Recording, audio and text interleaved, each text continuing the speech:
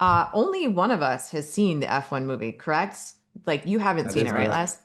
No, I've not seen it yet. Nate, without spoiling it. Yep, I'll try my best.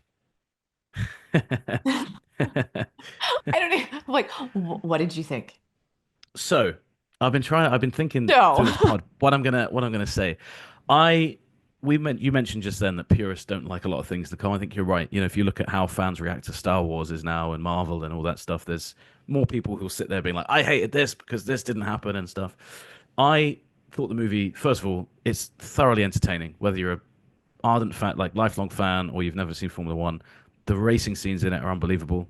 I would say to everyone, if you're going to go see it in IMAX. Is what we saw it. We were given a screening in Canada at the IMAX cinema in Montreal, and then we Is that spoke what to you were doing when you didn't reply to my message? that was Thursday night, so that was Nope. before. I was so I overwhelmed haven't with the figured it out movie. yet. I was so overwhelmed with the movie, I didn't get back to you the next day. That's a good line actually. I can run with. To be honest, I it's not going to be a movie I'm going to say is my favorite racing movie ever. I don't think, because I think Rush or I thought Rush was fantastic. But again, it's a movie that takes a lot of creative licenses at a lot of different places. Just it has a lot of historical stuff in it. Um, there's definitely my take on it, and this is for other people to make their own minds up. The script to me felt like throwaway stuff that was linking race scene A to race scene B, and that's fine because if you watch Top Gun Maverick, which is what Joe Kosinski did as well, which I love, I think it's a fantastic movie. If you actually dig deep into the script of that, it's not really much to it. It's pretty basic. The storyline's pretty cliched, and then the action scenes are fantastic. It's the one thing, and this is where I think it's interesting. The one thing Formula One and the movie makers have said time and time again is that this is meant to be an authentic racing movie, and I think that that's potentially where the movie falls down because if you keep saying that that's what it is, there's definitely things of this that aren't authentically F1, which I actually think is fine for a film. It's not meant to be a documentary, but they've set it up in Stole that my way as line, well. damn it. Sorry. Um, I think you mentioned that before we started as well, so it's clearly in my head. But I thought, look, very entertaining film. There's a lot wrong with it. I think it's very, it's very corny, very cheesy. But at the same time, it's a racing film, and I think that the one thing you'll get from it is if you're somebody who loves Formula One and has followed it for a long time, it will feel a bit like a glorified advert for Formula One, and it will feel like it's not completely accurate to the sport that you watch every Saturday and Sunday. But I think that it's not made for those people. They've said that time and time again. It's not made for me or for Lawrence or for you, Nicole. Like, it's Hmm. kind of this audience is forget the guy's name. Eddie Q was the executive from Apple. He said that from the test screenings they've had, 18% of people who've gone in have gone in with the knowledge have ever watched an F1 race. So that's a huge amount in the US. I think it's about 50% in the UK, and in Europe, it's a bit more around 50%. But they're saying that the people who are coming out who hadn't seen Formula One are blown away by this film. By the scenes, by the racing, by the drama, by the all the things that we've seen with Drive to Survive. So for me, I thought, and those scenes are fantastic. The racing scenes have done so well. Some of them are a bit over the top, and there's one crash scene that I know I've been told the drivers all laughed at when they watched it in Monaco because it's ridiculously over the top. But it is based on a real life crash, so take from that what you will.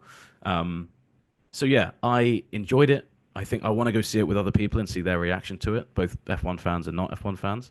Um, but there was one thing I will say is Formula One seemed to be offended by the idea that anyone dislikes this movie, which I don't like. Like we all came out and they said, "Did you love it?" And I was like, "Yeah, I enjoyed it." I was like, thought it was a bit, script was a bit It's hokey, and Hollywood.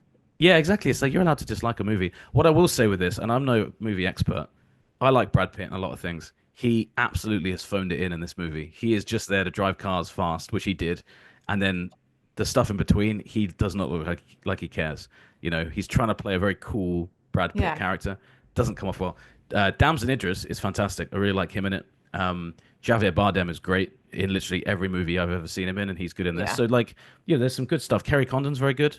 But yeah, it's just I don't know. It's one where how much you enjoy the movie will depend on what mindset you go in with. Lawrence and I were talking about this.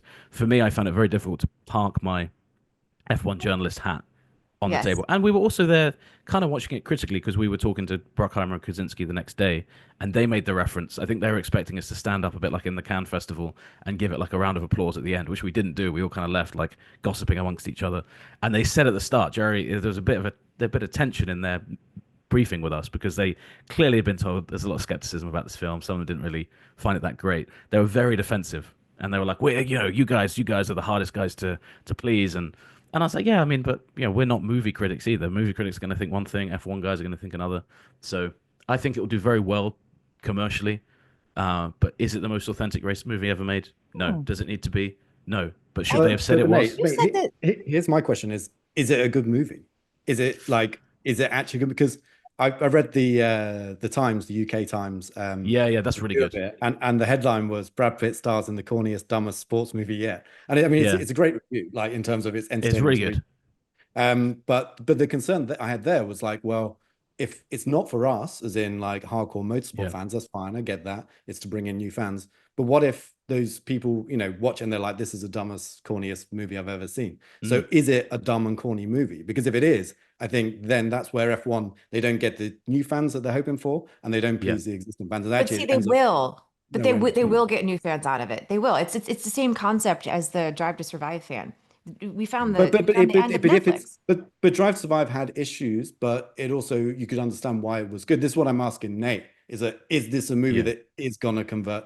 Or are people gonna go into it and say this just felt like a huge, like I've heard like Heineken commercial, or like promoting sponsors, or just promoting F1 itself? Does it just feel like that? Are people gonna see through it?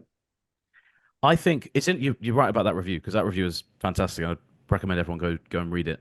It definitely I think dumb is a fair word. It's not a word I would have chosen, but when I read it, I was like, the storyline is you could predict the storyline the moment you walk in there. It is the Mhm. most obvious movie and the most obvious ending to a movie you're ever going to see. So in that sense, it's pretty dumb. I mean, a lot of sports movies tend to kind of be along that line. And I think where the thing, and this is, and Nicole, I think it's interesting about Drive to Survive. Drive to Survive is about a real thing. It is kind of lifting the veil a bit on what's real underneath. The one thing I'd say about the movie is I obviously was watching it as a Formula One journalist, watching it in an F1 media screening of it. So it was weird to if you watch something like I don't know, I'm trying to think of other examples. You watch Remember the Titans, or you watch Rush, for example. Rush is categorically is a good film. You watch that movie, the character development's great, the story makes sense. It's obviously historical. You know where it's going. F1 does lack some of that, and I think it sounds like they had so many different stories that were just cut out of it. It does feel a bit disjointed, and like I said, it feels like all just feels like a vehicle for the racing scenes in there. So, is it a good movie? I would say no. I love good bad movies, though. I would say it's in one of those categories. Very very well made, but Something probably said. bad movie, and Good, that's bad fine movie. because I think I know two people I want to go see it with who I think will love the hell out of it. I think they'll just be like, this is the right amount of cheesy, the right amount of corny. It's enjoyable for that reason. There's a lot of lines in there where literally the scene is happening, and you're like, he is going to say that. When you're like, he's going to say. It's like when in every rock movie, there's a movie The Rock did called Skyscraper, where there's a burning skyscraper and it falls down, and he has to save everyone in it. And there is a scene at the end where he's on a helicopter flying out, and the guy says to him, "What do we do now?" And when I watched it, I said, "Rebuild." And The Rock turns to him and goes, "We rebuild." It's like that. It's like you know what the scene is going to be. There's a bunch of those in this film, but then I think movies now more and more are becoming kind of paint by numbers, aren't they? Like if you Yeah. look at them, there's a lot of that now. So I don't know. Like it feels very much like a modern movie. 10, 20 years ago, I think there'd have been a lot more substance to this. Um, but obviously for Formula One, it was great because there was so much access, and I would say the one thing they did very well, I think, is it's set in Formula One, but it's not a, it's about Apex GP, the fictional team, and the window dressing is Formula One around the surface. I think they do that very well, and they jump into the world of Formula One, then they jump out to the fictional world of Apex pretty well for most of it. There's a few bits that don't work so well, but for the most part, they did that in a really, really cool way, whereby you don't really, it's not like you have to know who's driving for the other teams. You hear the name Verstappen at one point, Sonny Hayes kind of references on the radio, like, oh man, this guy's really good, as he's trying to fight him in Bonza, but you don't really need to know what's going on there. So they do that quite well, and I think that's where the movie side of it, the creative license. But also, just sorry, I'm ranting about this film, but the other thing I keep telling people who are kind of overly criticizing it is, from the very beginning, the concept is Sonny Hayes comes back to racing after 32 years out. Like from the get go, you've got to kind of suspend your disbelief for that alone. So that once you see that bit, you're like, okay, that clearly, the premise of this movie is a bit fanciful. That's fine. A guy like Brad Pitt can get it. It's like Tom Cruise in movies. Yeah. You're like, you can get away with doing that with a guy like him. It's not So for us. yeah, It's not. I don't think this movie is not made for us. And like mm, you're too close to it. Lawrence is too close to it. I'm probably yeah. I'm too close to it. It feels a little like it's a Driven part two. Remember Mm, Driven? Sylvester Yeah. Stallone, where he's like he's not been in the sport. He's the old guy that comes back to teach the new guy. And he's like, oh, they still got it because he's going out there on his qualifying lap and he's picking up the quarters with his tires. And then the new guy gets it's been a really long time since I've seen the movie, but um the new guy is having like some sort of temper tantrum and they get into the show cars and they're driving the city streets. So without helmets, right? right, Yeah, exactly. yeah, yeah, Something yeah. stupid like that. And the manhole covers come up, which is very Vegas, but follow me on that. That was The whole actually very, point yeah, of it is very ahead of its time. it's like exactly, it was ahead of its time. But the point is, it's like it's a movie and it's Yeah. not a documentary. So it's not going to be 100% based in reality. It's if it was a documentary and this stuff was happening, then we'd have some issues, but it's not. So what's the point of it? Is it to entertain people? Is it to make people laugh? Is it to get people to the box office? I think it's going to Mm, do that. I think there are going to be enough people, including our group, that are it's too close to it. We're going to go out of curiosity. yeah. I want to see it because I'm curious about how it was shot.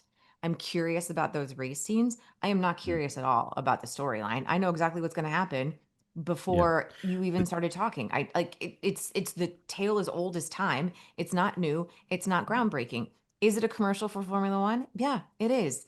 But I think what's going to come out of this is before 2020 you had your F1 fans and things like that. And yes, like the way Liberty Media has gone about doing the social media strategy, they were already bringing in a new group of fans. They were already approaching the sport differently.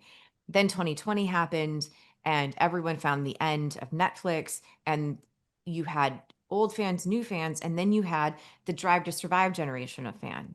And that has sort of brought in a new audience. So if you've got people, what was the number you said? Like 18% of the audience who had gone in to see 18, it yeah. had never even seen a Formula One race before. Cool. That's what's going to happen is you're going to get people who go see this movie because Mm, either they think Brad Pitt's hot or whatever, and they're curious about it. So they're going to go in, they're going to see the movie. And then after that, they're going to tune in and watch Formula One for a few races. My question is this: Drive to Survive, because it was based in reality, and because it introduced you to real people on the track and gave you storylines to follow, you had a reason to continue to watch it. You had a reason to continue to yeah. watch the racing. Because this is a cute commercial with very cool race scenes, but it's not based in reality. So after you get a new fan who goes in, watches the movie, and is like, cool, I'm going to watch the race in England now. I'm going to watch the race in Austria or whatever, wherever we are on the circuit. When reality doesn't match up with the movie, does that fan stick around? Does that Yeah, fan actually become a fan? Or are they like, no, cool, yeah. I'm out. The movie was good. This is where I think we won't know, right? I think the most logical thing here is people watch this film and then the first port of call will be they go and watch Netflix and they'll go and watch Drive to Survive if they haven't seen it, assuming they haven't seen it already. So I don't know, like I never know when people see a film, they then go and say, "Hey, I want to go do that thing." But it's just going to open awareness to a lot of people. I mean, we kind of laughed and joked about the fact that this was called F1 and had the F1 logo in it, but from a purely from an awareness point of view, there are so many people that will be like, I don't know what Formula One is, especially in America, right? Like where you got NASCAR, IndyCar. People say, oh yeah, like I know, you know the racing that they do in the ovals and stuff like that. I think just raising the awareness to it. If you've got people following drivers now, I think that where the difference, where I find it harder to see how they'll make new fans in the same way. Drive to Survive, why that was so successful was fans watched it and immediately grew attached to Daniel Ricciardo or to McLaren or to they were obsessed with Toto and Christian having beef or Christian and Cyril having beef in season one. This one, because as I mentioned, it keeps Formula One, I think, quite smartly at arm's bay for the movie. You don't really like. There's a couple cameos, but you're not going to know who those people are. So I Mhm. think it's more about the awareness it brings. Whether the fascinating thing will be Formula One, I'm sure in a year will tell us this many people watch the movie and then watch their first race after seeing the movie. That will be interesting to see if that actually happens. I don't know whether things are like that or not nowadays. Especially with younger people. But if it opens up people's mind, if that 18% suddenly becomes, you know, I don't know, 60% off the back of it. The other thing that was interesting, Jerry Bruckheimer said from his test screenings, and you think about the movies Bruckheimer's produced, he's never had such a favorable rating in the category of would recommend this to a friend.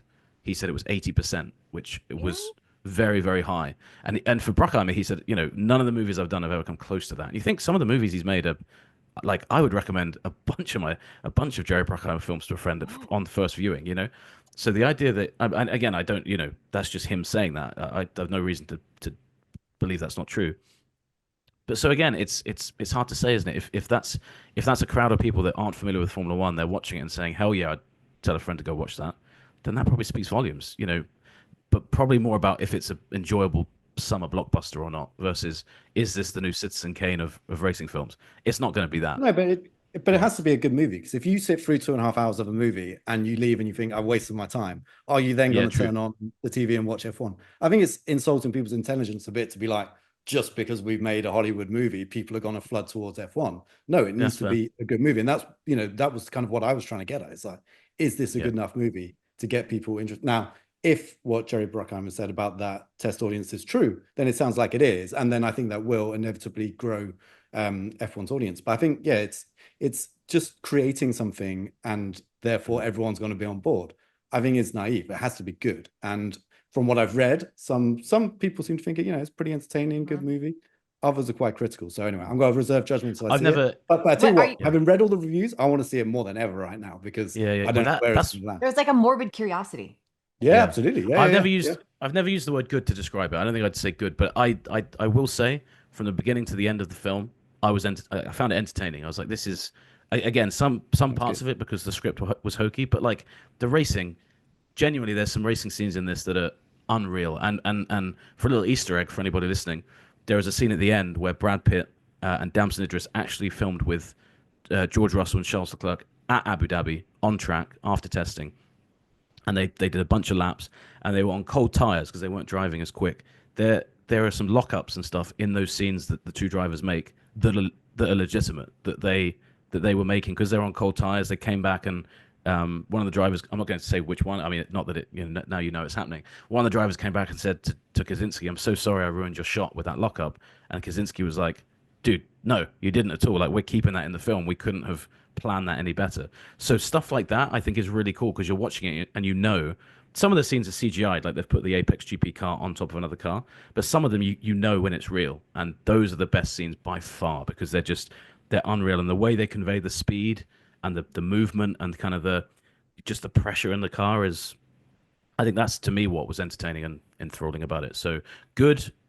I'll reserve judgment. It won't put it in my best films I've ever seen category, but definitely watched it and was entertained and thought I'm going to tell my friends to go watch it and see what they think.